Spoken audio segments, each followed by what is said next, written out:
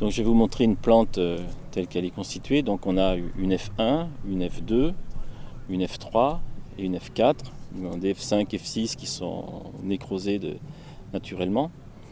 Donc en absence de modèle, les modèles de prévision permettent de positionner au mieux le T1, donc avec des modèles comme Septolis par exemple.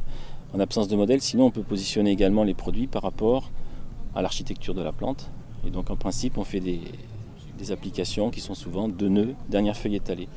Donc pour vous montrer ce qui se passe à 2 nœuds, donc à 2 nœuds on a cette deuxième feuille qui est pointante. Donc je simule parce que la feuille pointe, donc toute cette partie n'est pas présente.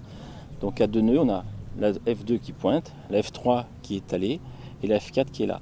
Donc celle-là étant juste sortie, on est en préventif sur la F3 et en principe on est encore préventif sur la F4. Et donc on déclenche l'application fongicide à ce moment-là. Ensuite on réintervient, dernière feuille étalée. Donc dernière feuille étalée, juste étalée. Cette feuille, on est encore en situation préventive, donc très bonne efficacité des produits. Celle-ci, elle est étalée depuis relativement peu longtemps, mais comme on a protégé dessous, en principe elle est également en situation préventive, donc très bonne efficacité des produits. Et là, tout compte fait, notre F3 reçoit donc 2 fois du produit. Donc ce qui fait que celles-là sont protégées 1 fois chacune, celle-là 2 fois, et celle-là 2 fois également. Mais le fait de protéger 2 fois la F3, on arrive comme ça à rompre le cycle de la septoriose qui va passer avec les pluies de feuille à feuille. Et en faisant ce traitement un peu classique de nœuds dernière feuille étalée, on s'assure d'une bonne efficacité contre la septoriose.